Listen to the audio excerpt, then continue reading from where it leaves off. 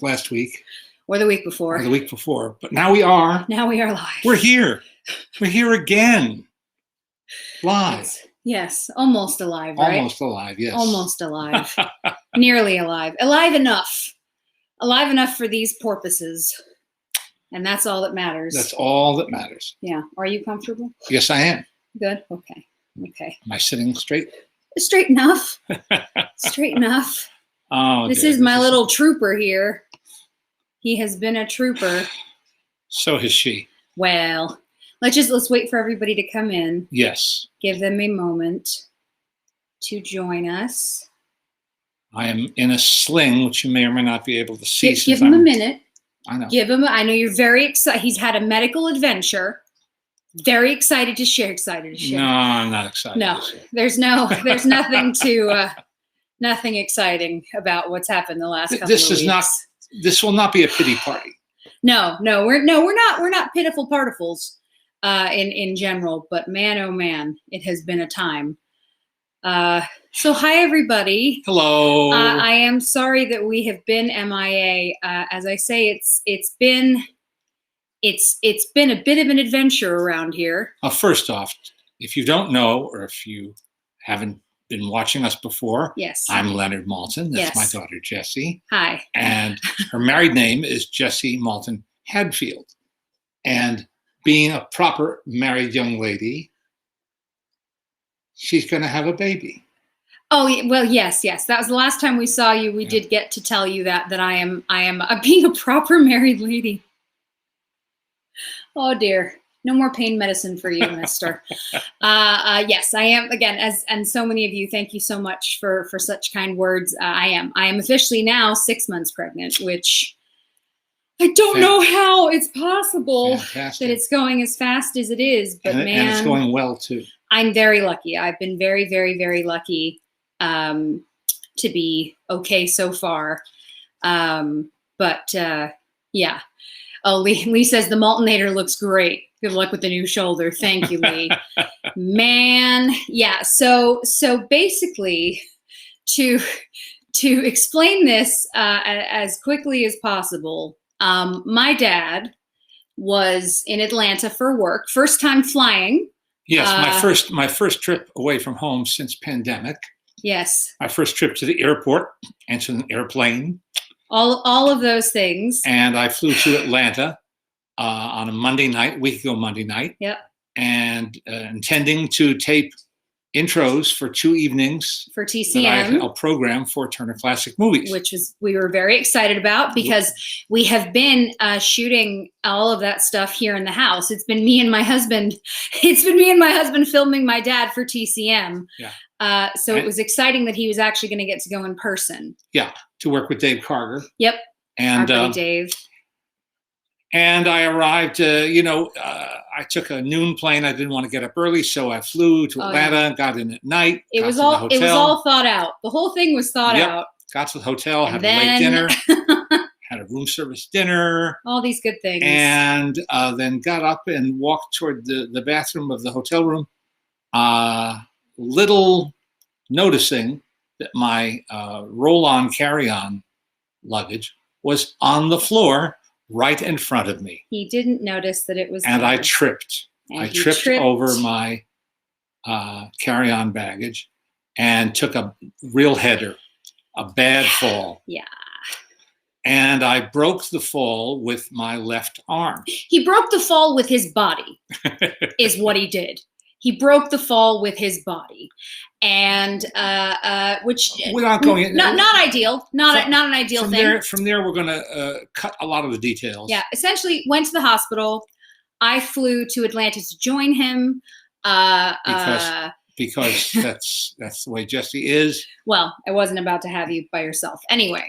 But our TCM family, honestly, they took really, really good care of him and got him to the hospital. And they couldn't have been kinder or more considerate. Yeah. Scary says we all can't fall like Dick Van Dyke, right? If only. Yes. If only he would have taken a better trick fall. Yeah. So I went there and he was put under. They put the shoulder back in. Blah blah. So we got him home. We only found out. All I knew when it happened was that I was in excruciating pain. Yeah. What caused the pain? Specifically, I did not know. He didn't know. Once in the hospital, found out that he they weren't sure if he'd broken his shoulder or not. They knew it was dislocated. They put it back in place. I was able to bring him home. We got him to doctors here where they x-rayed and saw that he had a fracture, and then dislocated it again. 2 times. But this time not because he did anything, but because the arm is unfortunately real damaged. And so he's now waiting to have emergency surgery to replace his shoulder. He's going to get a brand new shoulder. But as my mother keeps telling our friends, don't get sick in July because all the doctors are out of town. And it's true. The 2 surgeons that he saw are both out of town. So we're hoping that this other surgeon can fit him in. No, this the week. surgeon is set. He's set. Well, no, there's just no opening on his surgery schedule. Right. Again, no more pain medicine. Okay. My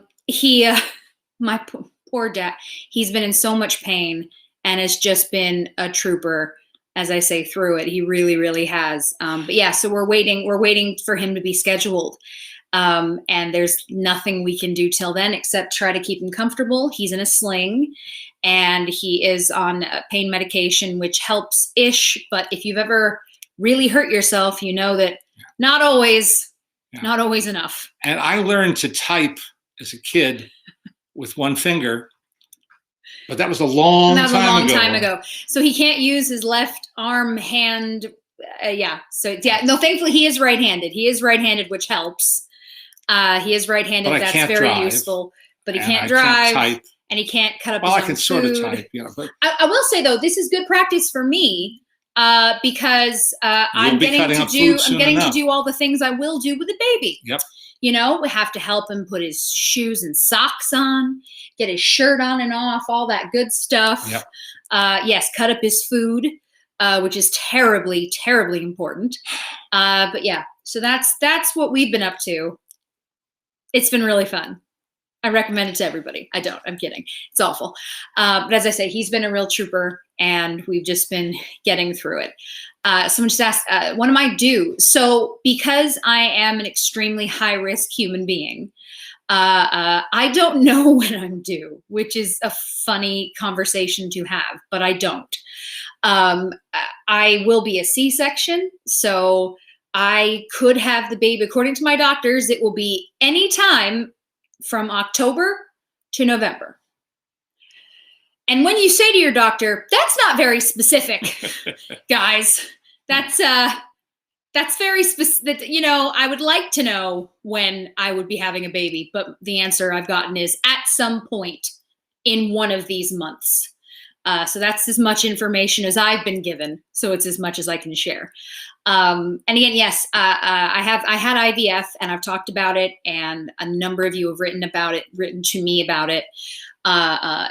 The most important thing when you have something like that is support. And so if you are somebody dealing with infertility or any of that, please know you're not alone. And there are a lot of people you can reach out to who are very happy to talk about it and let you know that there's nothing wrong with you and it's going to be okay. So anyway, movie things. Yes. You've been reading a lot of books. Reading a lot of stuff and watching a lot of stuff. And what did we learn? You only like heavy books. Yeah. Again, because he's one-armed Maltin at the moment. All the books. I'm flipping back and forth between Eddie Muller's new book, Yep. Dark City, the new expanded revised edition. Yes. Which is a very handsome, wide, huge format coffee it's table large. book. It's a large book. And I'm also reading. I'm well into Doris Kearns Goodwin's No Ordinary Time, about Eleanor and Franklin Roosevelt and the home front during World War II, which is a oversized paperback of some considerable heft. Large. Yeah. Very large. Yeah. So. And then you've got the Jerry Lewis book that you really enjoyed. This is officially published this week. Yes. This guy here. This the is total filmmaker, Jerry Lewis. This is the 50th anniversary reprint of a book that's now out of print. I have the original hardcover. Yeah. Forward by Leonard Maltin. So there's that. Yeah. But not just me.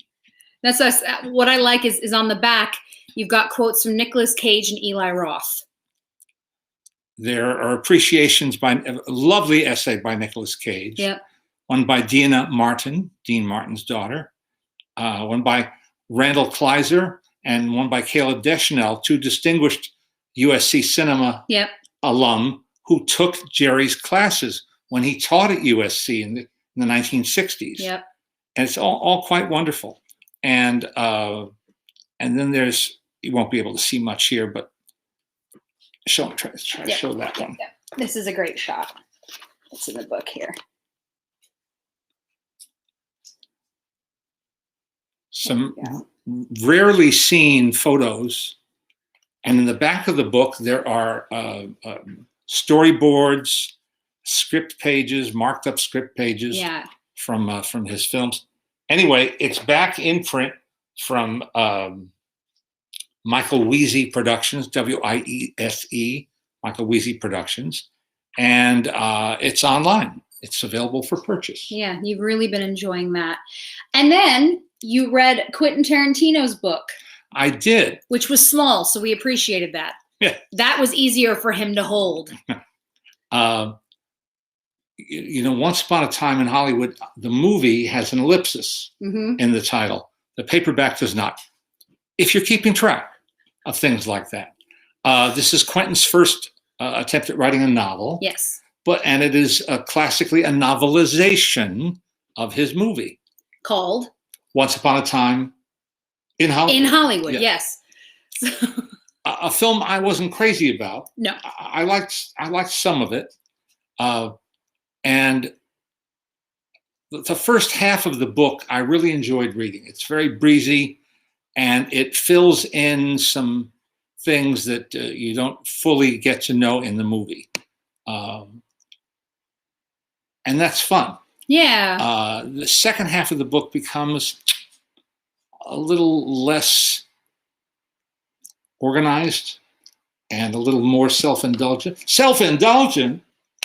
Tarantino. Yeah. Self-indulgent. But what I enjoy most, and what film buffs like me, I think will enjoy about the book, is he acknowledges it on his author's page. The actors, the veteran actors he has worked with, like Bruce Dern, the late Robert Forster, and Kurt Russell, who he singles out, who've shared anecdotes with him, which he has carefully stored up here. And so he works in a lot of this anecdotal material about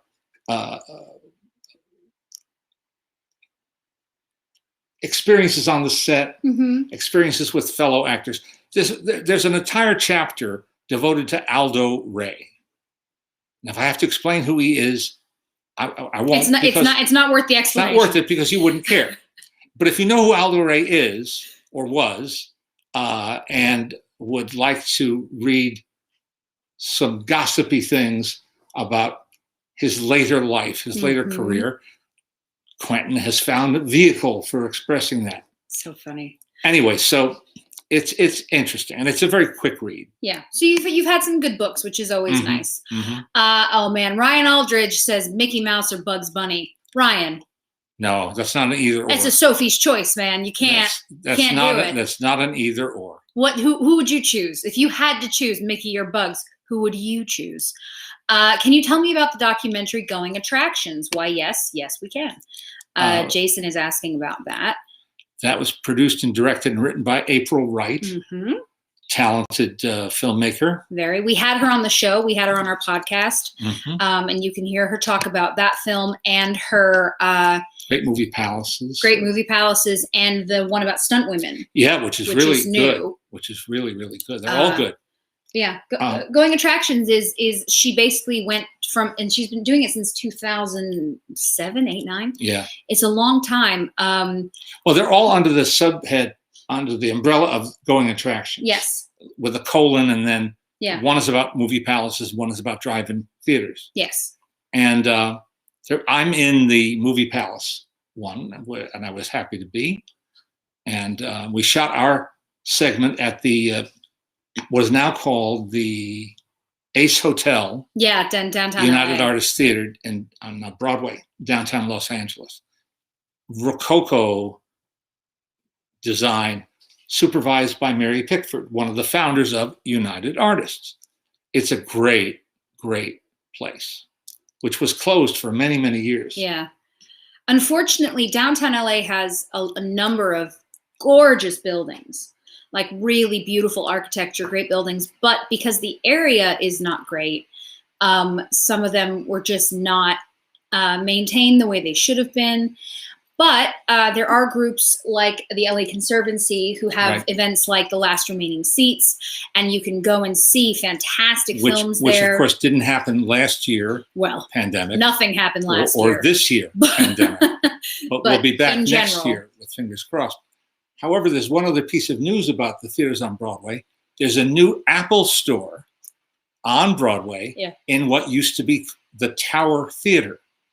And we haven't had time to go down to see it yet in person. It just opened within the last 2 weeks. Yeah, it's recent. It's very recent. And apparently they've kept some of the architectural detail and some of the facade. And it was a great facade. Yeah. You can look that up. There's a site you should know called Cinema Treasures, called cinematreasures.com. It's all about classic movie theaters. And it's kind of the go-to place to find out about any of these places. And it's a lot of fun because, again, there are so many movie palaces all over the world. And some of them are not well known. You know, some are more famous than others. But it's always really cool to see new pictures and to see people exploring them for the first time. I love that. Catherine just watched Forgotten Silver and let out an excited squee when you popped up on the screen.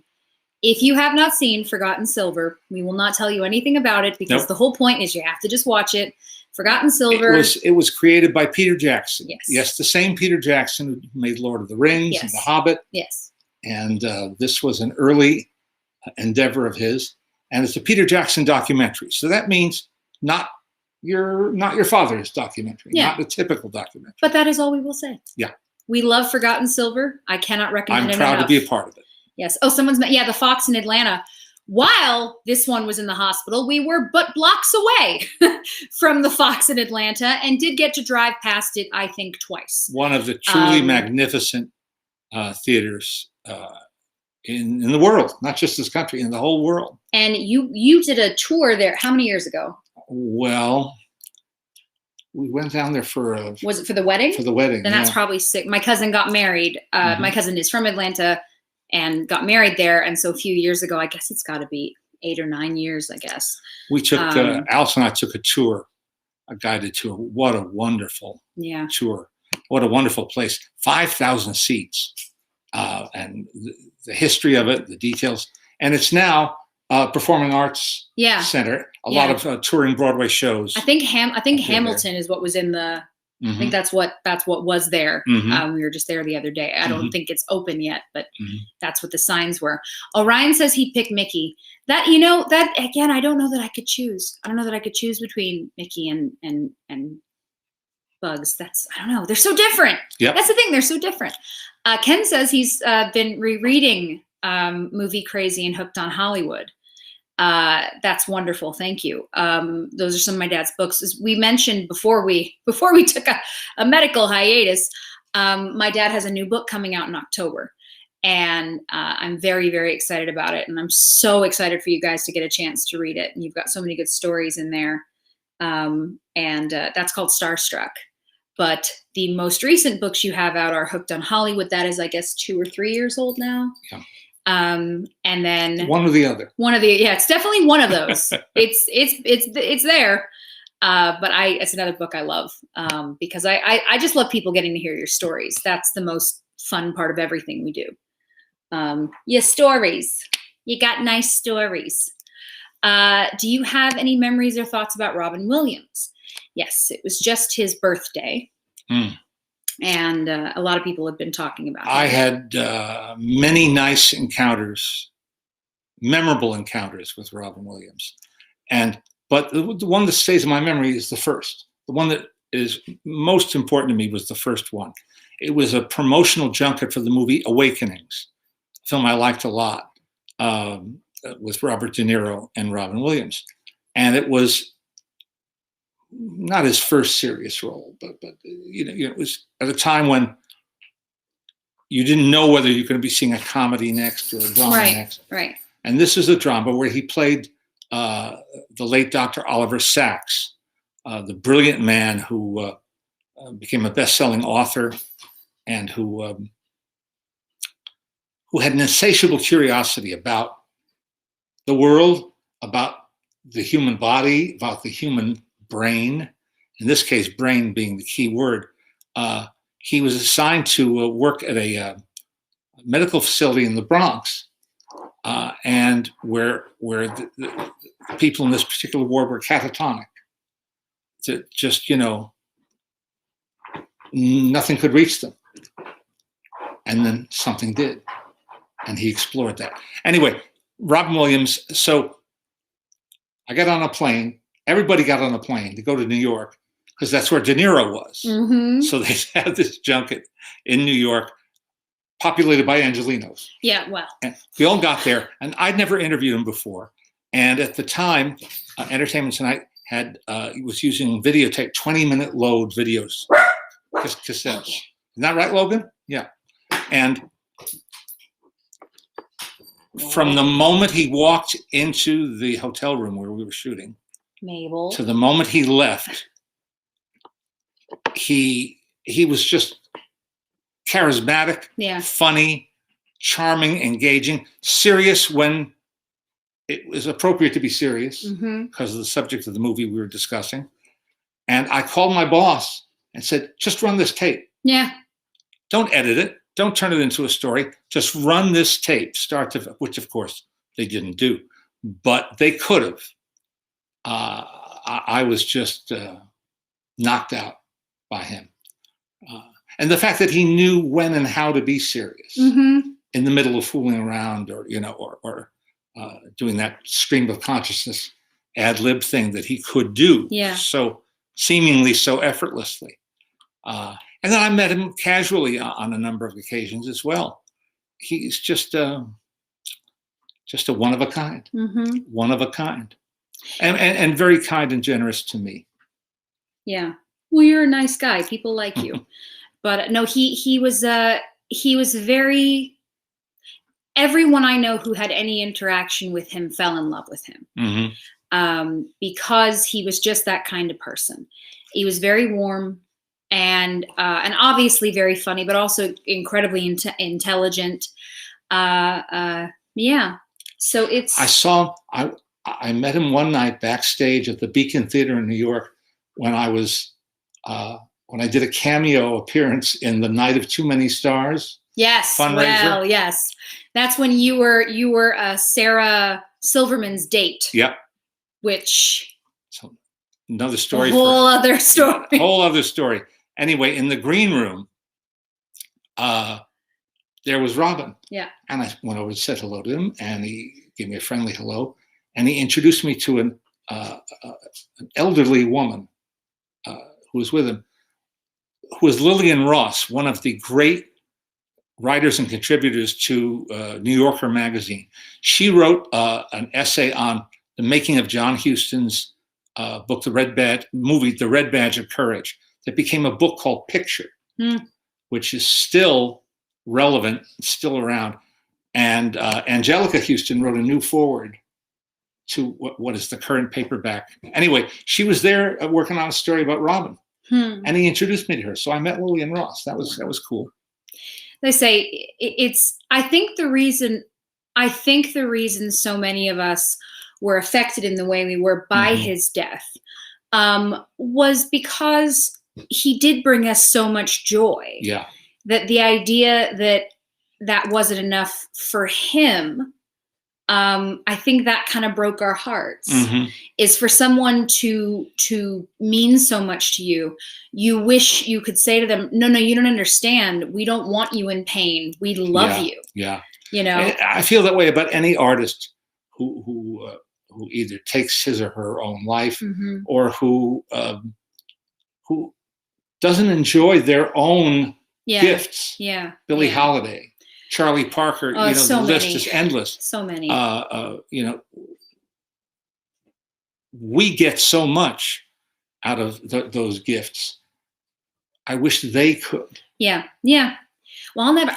When he died, I was in Scotland. Mm-hmm. When he died, I was in Scotland, and so it was really late at night there. Mm-hmm. And I think it was 1 o'clock in the morning or something. And I got a text from a friend that said, "Oh my God, Robin Williams is dead." And I called home, and talking to my parents, and I said, I didn't. None of us knew what to do. We all we're sort of sitting there and going, I don't know how to feel right now. It's crazy, very overwhelming. And as I say, I think someone that we'll always miss. Oh yeah, there's a void there. Yeah, majorly so. Because he was unique. No, there's no other. There's no other. Did you ever meet Andrew Sarris or Pauline Kael? Short answer is yes, but another question that popped up there I want to answer first, which is, where are all those Entertainment Tonight interviews? Someone asked, are they archived? Yes, they are. I don't know specifically where or how. They're somewhere. My frustration, I was at ET for 30 years. Yeah.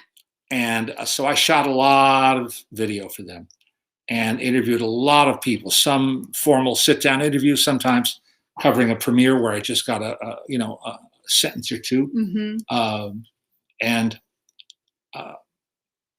They've never made it easy to license any of that material. People I know who've made documentaries, who've tried to, have hit roadblocks, mm-hmm. Which is a shame. If I could have access to that, I'd have a ball. Oh yeah, I'd have a ball. Yeah, cherry picking the good stuff. Maybe one day. Yeah. Maybe one day. Who knows? We'll find a way in there. I knew Andrew Sarris a little bit and liked him. And Pauline Kael I never met, but I got a phone call from her one morning when I was still living in Manhattan. She wanted to talk about Harry Ritz of the Ritz brothers. She was a fan of Harry Ritz, as are most of the comedians of a certain age in a certain era. Mel Brooks still loves Harry Ritz. Sid Caesar loved Harry Ritz. Milton Berle loved Harry Ritz. He was like the comedian's comedian. And if you've never seen the Ritz brothers, this is where YouTube comes in. There's footage, and they were a little overpowering for some people's taste. And still are. He's a lot. Yeah. He's a lot. As a kid, I think I don't know if I was ready. I got used to it, but I don't know if I was ready. Yeah. In the ET Vault, there's so many things. I interviewed Michael Powell. Yeah. For ET. Yeah. And of course, I would interview them for 15, 20, maybe 30 minutes, and we'd use of that, as little as 17 seconds. 17 seconds. Yeah. So there's so much stuff that was never exposed, even when it was new. Yeah. At one time, I was trying to interview people about their who started out doing bits. Yeah. Yeah. The prime example being Bruce Willis. If you've seen the movie The Verdict, Sidney Lumet's wonderful movie with Paul Newman and a great cast. Newman is a lawyer in search of redemption, and he has this final summation before the judge, and the camera takes the judge's point of view, looking out toward the gallery of attendees in the courtroom, and just over Paul Newman's shoulder is Bruce Willis sitting in one of the pews in the courtroom. Now, once you see it, you can't not see it. Yeah. But nobody would be looking for anybody among those extras, except my assistant read somewhere that he was in the film, And she found that. Isn't that funny? And then he's in another Lumet film. He's in Prince of the City. In an even smaller role, he's another courtroom scene. Mm-hmm. He's like the bailiff who brings up a piece of evidence to hand to the judge. And he's also, what was the third one? Frank Sinatra's last movie, a TV movie called Contract on Cherry Street. Mm-hmm. She found him there too. And I did get to talk to Bruce about it. And he said, well, he was working as a bartender. That was his day job or night job. But he did some extra work and he made an extra $25 because he could use his own wardrobe. Hilarious. Now later, of course, he co-starred with Paul Newman in a wonderful film, Robert Benton's film, Nobody's Fool. So talk about coming full circle. Yeah. I find that kind of stuff fascinating. Well, it is. I mean, that's something that we used to love for the movie guide. Would be watching a movie and going, "Oh my God, that's so and so," and then running to each other and saying, "Oh my God, I just watched this movie and Melissa McCarthy's in the back," or so and so is in the back, and it's not in the book. We checked the book to see if it was there. It's not in the book. Okay, we have to add the name. That was a really fun thing that we always got to do. That was an enjoyable thing to do. Yeah, and exciting. And you do. I mean, that's the thing is, especially with crowd scenes. In many films. I mean, one of my favorite things to do is to look at any sort of teen movie, especially taking place in a high school, and look at who's on the soccer team, the basketball team, the baseball team, look who's at a dance. And you can really have fun sort of Where's Waldoing different actors. Mm-hmm. I love that. I absolutely love that. It's one of those nerdy things you can do. But Leonard is an institution and a better person from what our eyes see. You are an institution. Well, okay. You look like a person, but I'll take it. Yeah. No, I'll tell you. It's a lovely compliment. Thank you. The thing that I always say is that this is a very small industry, and everybody does know everything. And so, when you're a nice person, that stays with you, and people know that about you. And I've talked about it before. People will make a point to come over to me to tell me how nice my dad was to them at different parts of their career. I'll pick them up for you. Okay. I'll pick them up for you. But they make a point of coming over to tell me that when I wasn't anybody, your dad was really sweet to me. Your dad answered a fan letter. Your dad took a photo with me. People remember, and as I say, people know. So well, see, I was a fan. Of course. I started out writing fan letters. Yeah. And I know how much it meant to me to get an answer, to get a reply. Yeah. And not a condescending reply. No. When I was 12 or 13 doing this. I'm sorry, I just remembered when they were moving out of Paramount, when they were moving Entertainment Tonight from Paramount to CBS Radford, and my dad was pulling stuff out that he hadn't seen in 20 years. At the bottom of one of the drawers, do you remember this? No. There was a fan letter that you found from 1990. And this must have been, 2000 something. Mm-hmm. And my dad goes, should I answer it? So we then created this whole thing. It was like, there's a person somewhere who has like hate signs for Leonard Maltin because he never answered. I wrote him a letter in 1990 and I never heard back. Sorry. Go on. But yeah, no, you started writing fan letters as a kid and you got amazing responses. We've shared some of those. Yeah. We should bring those back out and show you more of them because they really are fantastic. Yeah. Yeah. And of course, when you're a really popular movie star, yeah. I mean, yeah. And the letters come out in the thousands. I don't expect anybody can answer everything, but no, I did the best I could. Yeah, I think that people know where your heart's at. I feel like that's people sort of have a sense of who you are. All right, I'm gonna pull up some questions. Okay. Gonna pull up some questions. Let's see, my friends. Well, so the first one we got from a few people is, have you seen any good movies lately? And I don't think you've seen much.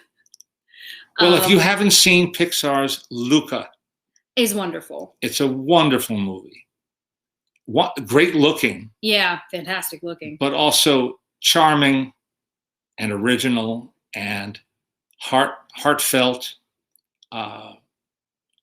and very offbeat, very Yeah. unpredictable, very unpredictable. It's a kind of a coming of age story set in the summertime on the coast of Italy, where there's this typical Italian village, Yeah.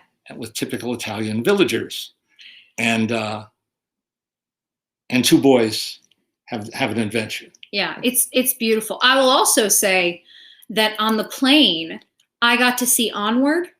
Let me tell you, watching movies that make you cry when flying on an airplane wearing a mask, not ideal. Not an ideal situation. I was fully weeping, and I've got my mask on, and it's just like getting wet, and I'm just trying to like dab myself because I'm crying. Onward, we talked about this because I said to my dad showed Onward in his class when class existed in real life, which hopefully if things continue on, you will be able to teach in real life in the fall too, fingers crossed. But you showed it when it came out, and the kids responded well to it, but it was right as the pandemic was starting. On the cusp, I think, of the pandemic. And so it sort of got buried. It is a wonderful, beautiful movie. But very hard to encapsulate. Very. Oh yeah, our friend Ryan is saying that this is the last film he saw before lockdown started in March 2020. Yeah, it's just beautiful. It's a beautiful movie, and Chris Pratt does one of the voices, and Tom Holland does one of the voices, and it's just really, it's different. It's got a great look to it, but mostly it's just beautiful. And I recommend it highly. As I say, you may cry as I did. Again, don't recommend watching it wearing a mask because it just gets messy. But yeah, just beautiful film, and it stuck with me. Yeah, is the kind of thing I watched and then immediately said to friends, if you haven't seen this yet, because a lot of people haven't. If you haven't seen this yet, please give it a chance. It's on Disney Plus. So you can watch it anytime you want. And I cannot recommend that enough. Yeah, Lynn's saying she cried too. Lynn, I was a mess. I was a mess on the plane. I had to go to the bathroom to take the mask off to dry it because I was crying so much. Just beautiful, absolutely beautiful movie. So that's always a good, it's nice to have two Pixars that were excellent one year after the other. Luca and Onward, both great. Miss Debbie says, just this, I love you. I love you too, Miss Debbie. Yes. Henrik said, some say 1939, some say 1976. What do you personally think is the greatest year of movies and why? There's no such thing. Yeah. They're great years. I mean, I love the 1930s. It's my favorite decade. Yeah. But my almost equal favorite decade is the 70s, because the 70s saw the flowering of so many great careers. Robert Altman, Coppola, Lucas, Spielberg. You know what we did on July 4th? We went to a friend's house and we had a barbecue, and then we watched Jaws, which takes place on July 4th weekend in Amity. Who could forget? What a great movie. This is not news. Yeah. But I hadn't seen it in its entirety. Yeah. For many, maybe not since it came out. Yeah. And I think your mother's black and blue marks have just finally faded. Finally faded from me grabbing her elbow. Frank, why? Our friend Frank is saying he prefers 1984. Why 1984 for you? Yeah, no, you both came home and you were sort of blown away by just how good it still was. Yeah. Which is neat. You know, I've seen Jaws a handful of times, and it is amazing how much of it stays. I don't know. And now in part, as many of us know now, you know, the shark was supposed to be very different. And isn't it crazy that if it wasn't, you know, if Bruce, which is the shark's name, hadn't broken down so much, if you don't know this for any reason, the shark that they had built, they hadn't tested in salt water. And when they put it into salt water, it sank. And they couldn't get it to work. And they were over budget and it was problematic. And so what eventually happened was Steven Spielberg was sort of like, screw it, we have to start filming. And that's where these underwaters, good English, the underwater shots where you don't actually see the shark, you just suggest you know what's happening, which, as most of us know, is a million times scarier. The suggestion of something terrifying is a hell of a lot scarier. Marion Cooper, the co-creator of the original King Kong, said you have to follow the rule of 3 Ds. Keep it dark, distant, and dangerous. That's how I often describe you. Very, very similar to how I describe Leonard. No, it's amazing because whether it's John Williams' score, someone just mentioned John Williams. John Williams, legend. Yeah. But when that girl at the beginning of the film, when that girl gets a tug on the leg, and all you're seeing is above, it's terrifying. Yeah. And that was not the original plan. So again, sometimes accidents can make everything better, different. The co-author of the screenplay, who appears briefly in the movie, Carl Gottlieb, wrote a book, a making of book that came out at the time. Called The Jaws Log, and then he revised it 25 years later. It's one of the most entertaining, as well as informative, books about the making of a great movie. Greg Airbar says, if you like the score of Jaws, check out the CD of the score of Bambi.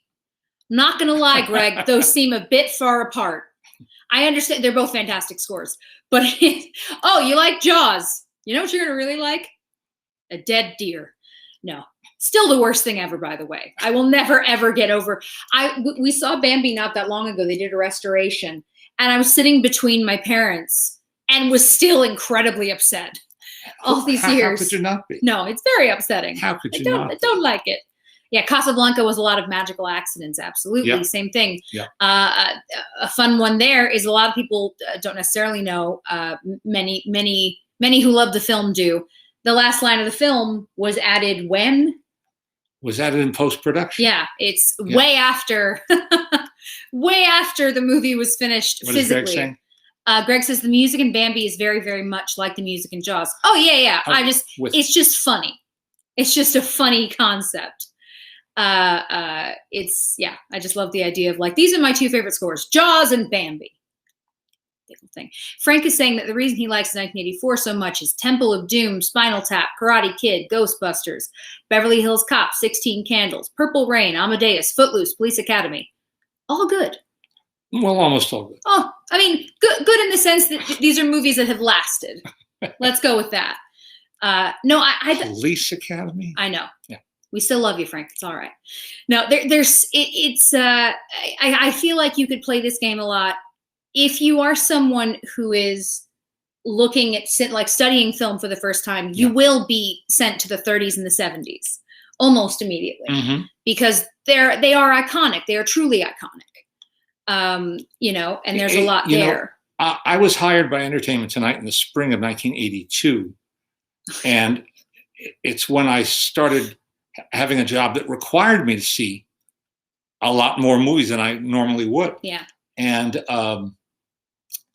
I didn't think that much of the 80s while it was happening.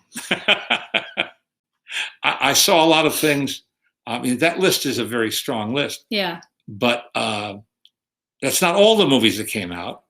And when you're seeing, everything coming down the line, you notice when it's a really good, exceptional film. Yeah.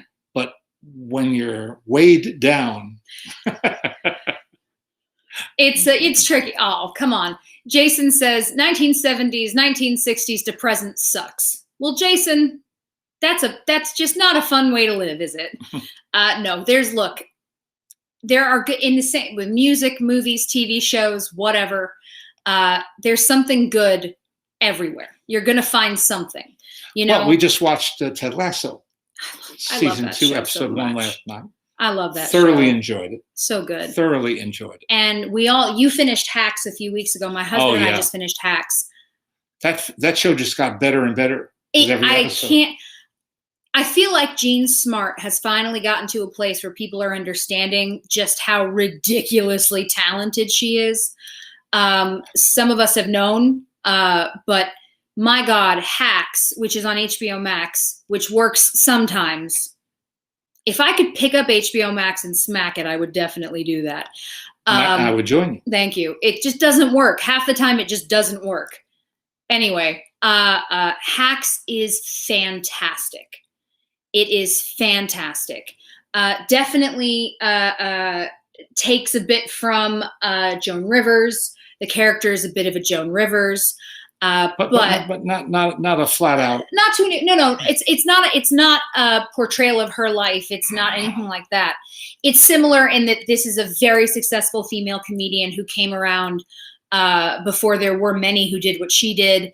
She can be very filthy in her jokes, but she's just. But Jean Smart is incredible. The whole show again is so well written, so well done. Has anyone written a story or made a film about the Mexican Coca-Cola cartel? Yeah, you have to go to Ralph's. You have to get your real Coke from Ralph's. Cane sugar. It's the only way. Jellystone starts this Thursday on HBO Max. Cool. Yes. So Jonathan's just asking what Ted Lasso is. If you don't know, it is on Apple TV. Keeping track of all of these things can be a headache of where all these things live. Apple TV is also the home of Schmigadoon, which we've all started. Which is a very, if you're in the demo, for Schmigadoon, it's not going to be for everyone. But if you're a musical theater kid like my daughter, or a musical, or your wife, it's hits the sweet spot. It's ridiculous, but funny and very entertaining. And I would recommend that. Again, it has to be something that you like. It's not going to be a show for everybody. But yeah, Hacks is great. And I'm trying to think of what else we've been watching, because this is actually one of the first times in a long while, because you have been having to just sort of sit still, that you're catching up on stuff. Oh, what movie did you and Mommy just watch? The older film that you were blown away by? The other night, all during the pandemic, we've been recording stuff on our DVR from Turner Classic Movies. And they kind of accumulate. And the other night, we felt like seeing something. And so we went, Mommy didn't care for that one. Yeah. Watch that one on your own, blah, blah, blah. Then there was Odd Man Out. And neither of us had seen that in a long, long time. Carol Reed's film from 1947, British film, starring James Mason. We're still recovering from it. Brilliant film. So well made, so well crafted. Yeah. It's about a leader of the IRA in they don't call it Belfast, but it is in Northern Ireland, and who becomes a wanted man within a very short time of the story opening. Carol Reed, who also made Fallen Idol, who also made so many great films. The Third Man, of course. He was on a roll, shall we say. And I went to look up my review. I do this sometimes. I'll look up my own review in Leonard Maltin's Classic Movie Guide and hope that my current feeling about the film still reflects, how I felt when I wrote it up. 4-star review, just as it deserves. Odd Man Out. Huzzah. No, and that both of you were really sort of taken with it, and that made me I'm always happy when they watch something and it inspires them. Can you reach down? I will. Yeah. I will get those for you. Sorry, 1 second. Everyone, by the way, is just wishing you well and hoping that you're feeling better. Oh, thank you. We appreciate that very much. Robin, having sat and listened and watched your High and Mighty commentary and extras on DVD this week, which films would you dearly love to be given the Leonard Maltin treatment of commentary and extensive extras? Oh, well. Wait, I'll go around and get them. Oh, thank you, darling. I dropped 2 Blu-rays that I want to hold up and do show and tell. It's okay, Logan. Hang on. But they're out of my reach. Out of your reach. Here you go. Well, most of them have been done by other folks and done well. So I don't know. Come here. Oh, I got to do that treatment on the Marx Brothers and Night at the Opera, and 2 Laurel and Hardy films, be nice. and those 5 John Wayne movies, including The High and the Mighty. The High and the Mighty was fun to work on because I got to incorporate the comments of some of the co-stars, and my old friend Vince Longo, who was an aviation buff, sat in and explained. That's Logan singing. Sorry. This is Mabel, by the way. You guys don't get to see her very much because she doesn't sit still. She's now almost 9 months old, and she's beautiful, and we love her so much, but she runs around like a crazy person. She's a happy spirit. She is. She's a love bug. She's a love bug. Anyway, please, sorry. No problem. No problem. Well, here are 2 new ones from the Criterion Collection. Yes. That I've been diving into. Bringing Up Baby. This is not you probably know the film. You know how funny and how wonderful it is, with Cary Grant and Katharine Hepburn and a terrific cast, and directed by Howard Hawks. Yep. And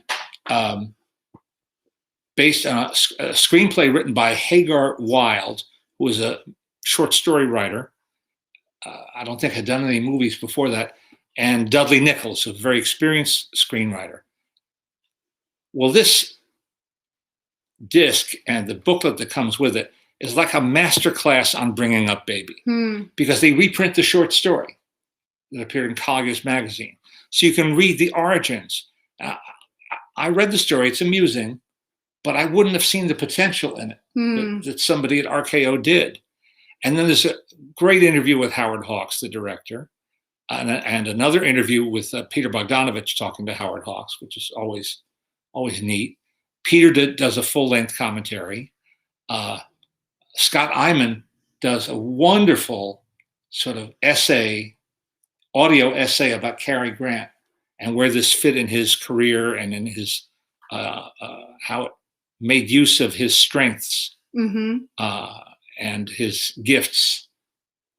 And Cary Grant attended a screening at the Academy in, I think, 1969 or so, and took questions. And there's an audio version of that. Isn't that incredible? Wow. That's worth the price of admission alone. Because Cary Grant didn't ever appear on talk shows. I don't think ever. And I've never heard him talk just casually, informally, about his movies. Yeah. Oh, wow. We Scott Eyman's another one. We got to interview him recently for the show as well, and you guys have known each other for a very long time. And Scott is fascinating. His books are incredible. And his latest book is a wonderful biography of Cary Grant. And one of the things he talked about was that with his friends, again, some of you know and some of you don't, his real name was Archibald Leach, and his friends called him Archie. And I just there's something funny about that this Cary Grant, who was so beautiful, he was just a beautiful figure. The idea of him being Archie Leach just brings joy to me. And didn't he say he never legally changed his name? I think. I think he said that he never legally changed his name. So, yeah, and small tidbits Which was also true of John Wayne. Yeah, John Wayne never legally changed his name. He was marrying Michael Morrison. Yeah. So that's still, and so his kids technically are Morrisons. Who knew? Who knew? And you've got another one. Oh, and Craig Barron does a nice piece about Linwood Dunn, yeah, great special effects pioneer. So again, this guy. Work, yes. Anyway, so this is, in sum, everything you could need or want to know about Bringing Up Baby and the people who made it. And then this one just came in also. Sam Fuller's Pickup on South Street with Richard Widmark and Gene Peters and the great Thelma Ritter. this is a terrific movie. I think the second time I attended the Telluride Film Festival, I got to sit next to Sam Fuller for the ride from Montrose into Telluride. town. Oh man. For an hour and a half sitting next to Sam Fuller. What a wonderful ride that was. And he was such a character. And but he was more than a character. He was a great filmmaker. And you see him at his Sam Fullerist in an interview here. And then Imogen Sarah Smith does a very good on-camera interview about this film and Sam Fuller in general. And you're a big fan of hers. Yes, I am. Big fan of hers. So that's pretty neat. Quentin is saying Thelma Ritter's best performance. Yes, quite possibly. She got an Oscar nomination for it, but how do you choose? She was great in All About Eve. She's great in her debut film in Miracle on 34th Street. She's just in it for a few minutes, but you immediately are attracted to her. Well, great actors, that's it, isn't it? That's why when they say there are no small parts, it's because if an actor is really great, then whatever time they have is wonderful.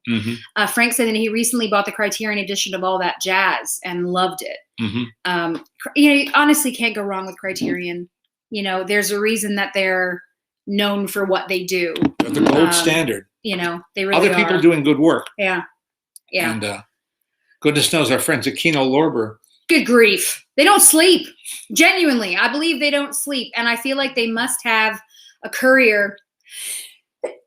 Bless you. Thank you. They must have a courier like on standby because you get so many discs from them all the time. Hi, Carla. They're going through the Paramount library from the 30s and 40s, which is now owned by Universal. But they have beautiful video masters. So I just saw they released Arise My Love, Claudia Colbert, and Four Frightened People, Cecil B. DeMille's maybe his oddest movie, but if not the oddest, one of the oddest movies, again with Claudia Colbert. Desire with Marlene Dietrich and Gary Cooper. So many interesting things, plus a lot of stuff from the 70s and 80s. And that now is historic. I know, which is insane. It's truly insane. Did Ub Iwerks create Mickey Mouse or was it Walt Disney? Well, I think the fair answer bit of column A. I think the fair answer is they both did. Yeah. Walt knew what he wanted the new character to be like. And Ub Iwerks drew him. Ub Iwerks drew the character. So they, I think they can take equal credit. Yeah. Pretty much equal credit. Yeah. And then Ub animated him in the first couple of films. Yeah. Almost single-handed. And that was never hidden. No. So it's not one of those things where it's like, Walt went, I and only I. So, but I think that's a tricky. Yeah. Animation itself is collaborative. Yeah. So, who can you really attribute something to one person? Yeah. And then of course with voice acting. And then Walt was the voice of Mickey Mouse, and in time he became the heart and soul of Mickey Mouse. Absolutely. And his widow, Lillian, said that after his passing, she had a hard time watching Mickey Mouse because it made her think so much of her husband, and he was so much his alter ego. Yeah. In a true sense of that. Yeah. So I don't think that, as I say, animation is tricky that way. Though really, in general, the arts, in a movie, someone writes it, someone directs it, right. But then someone plays it and brings it to life. Is it one person? I don't think so. Chuck Jones liked to say that most rabbits have many children, but Bugs Bunny had many fathers. There you go. That's really funny. Oh, Chuck. Oh, I miss him. Chuck Jones, who looked like a cartoon himself. And as a kid, I thought he looked a lot like a cat. He just had cat-like features. But he was also just the loveliest Loveliest man. I miss him. And his daughter, Linda, does a beautiful job of supporting him and his memory and making sure that his name is kept alive. Yeah. The Center for Creativity that they have down in Orange County. Yeah. Yeah. Because Chuck's another one that is very important. If you don't know his name for any reason, Chuck Jones, look him up because he's whether you know it or not, he's a huge part of your life and childhood. Yep. So I haven't yet seen Space Jam. Yeah, neither have I because I don't want to. No, I might watch it. I don't know. Yeah, I have an approach avoidance problem. Husband doesn't really care about watching it. Earlier, someone asked us about Pig. We haven't seen it yet. My husband really wants to go see Pig, so we probably will. That's the new Nicolas Cage film. We'll probably go see it at some point. The ArcLight now, Regal or whatever it is open. Here in Sherman Oaks? Yeah, so he wants to go see it there. We'll see.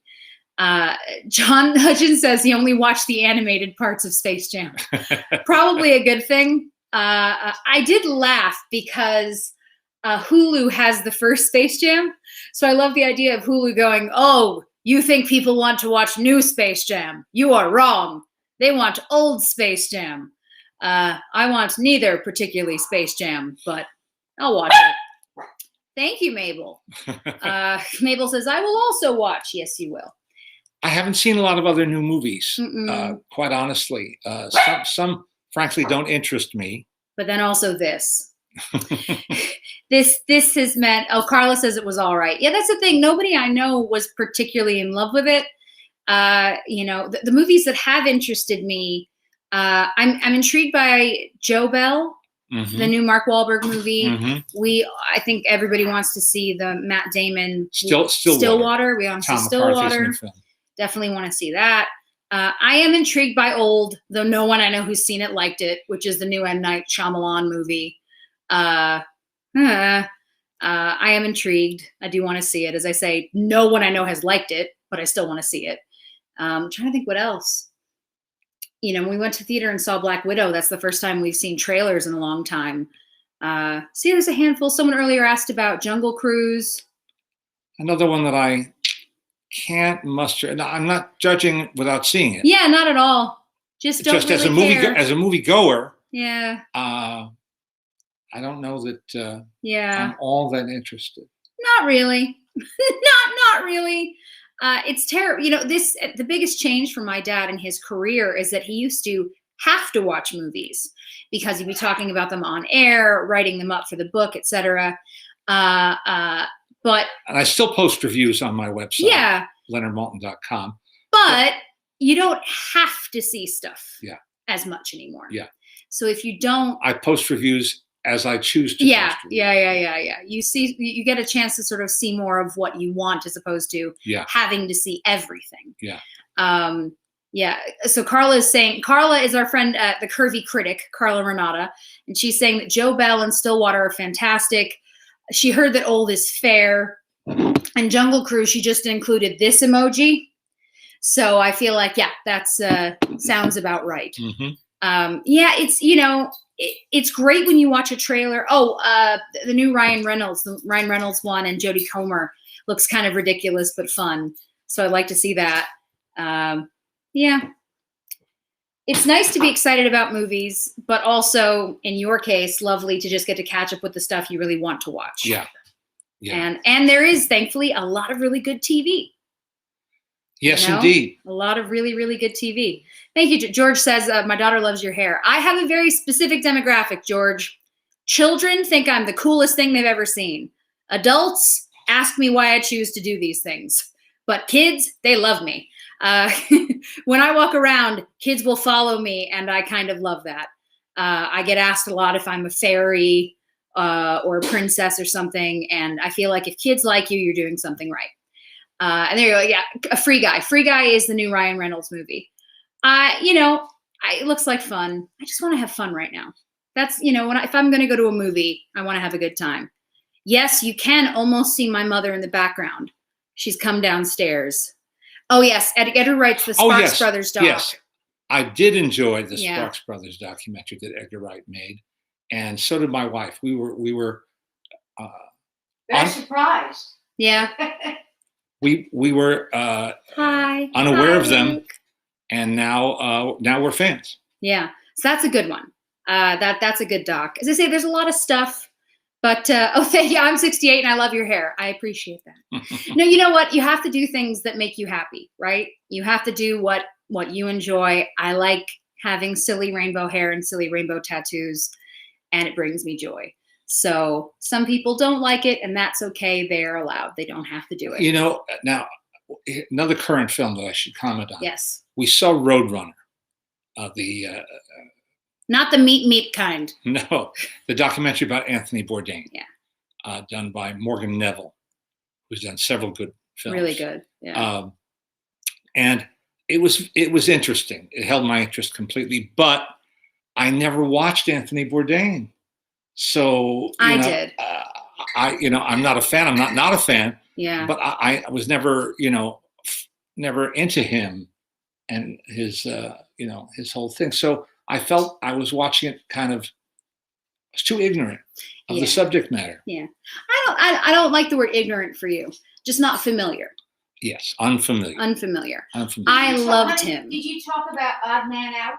Yes. Yes. Okay. From the distance, Alice From the Maltin. Did you distance. talk about Odd Men Out? Yes, we did. Okay. Good. But and Ryan's just asking. Ryan is going to go meet Jodie Benson. Have we met her before? Yes. Jodie Benson is amazing. If you don't know, Jodie Benson is the voice of Ariel, the Little Mermaid, but she's also just a magical creature all her own. Anyone who meets her falls in love with her. I cannot wait for you to speak to her, Ryan. She is fantastic and the kindest person. The last one I'll answer is a few people are asking if you've seen the trailer for Dune and or if you're interested in the new Dune. I'm only mildly so, mildly curious. I saw I never read Frank Herbert's book or books, and I did see the David Lynch version when it was new in the 80s, and it left me cold. So I don't have a lot of excitement or anticipation, but if it's good, I'll watch it happily. That's all in general, isn't that all anybody wants? You just want stuff to be good. It's another one, got a great cast. So I'm intrigued because it's got a really good cast of people. But yeah, it is, I think, a little harder to get excited about stuff at the moment. But there is stuff we're seeing that we're enjoying. And again, I'm grateful that there is so much good TV. And you, for the first time ever, are having a chance to watch TV. Yeah. You actually have time, which doesn't normally happen. But yeah, good stuff. As I say, all I want is good entertainment, movies, TV shows, whatever it is. And we're lucky because there is some good stuff out there. And when in doubt, they just put on TCM because you can't go wrong. Not hardly. Not hardly. Thank you, everybody. I don't know if we'll be here next Sunday because it's all dependent on when this one is going to have surgery. And we don't know when his surgery is going to be because we're waiting for it to be scheduled. So my fingers are crossed that we will see you next Sunday. I, of course, will let you know. I almost hope we don't just because I hope that he's had his surgery. But we'll find out as it goes. And you shouldn't, again, fingers crossed, shouldn't have to be in the hospital that long either. But yeah, that's where we're at. As I say, I will let you know, and we'll figure it out. And thank you again for all your kind words, both for the pregnancy, but also for this one here. Yeah, you can always send us questions. We're happy to answer them anytime. So everybody take care, and hopefully we'll see you soon. Bye for now, folks.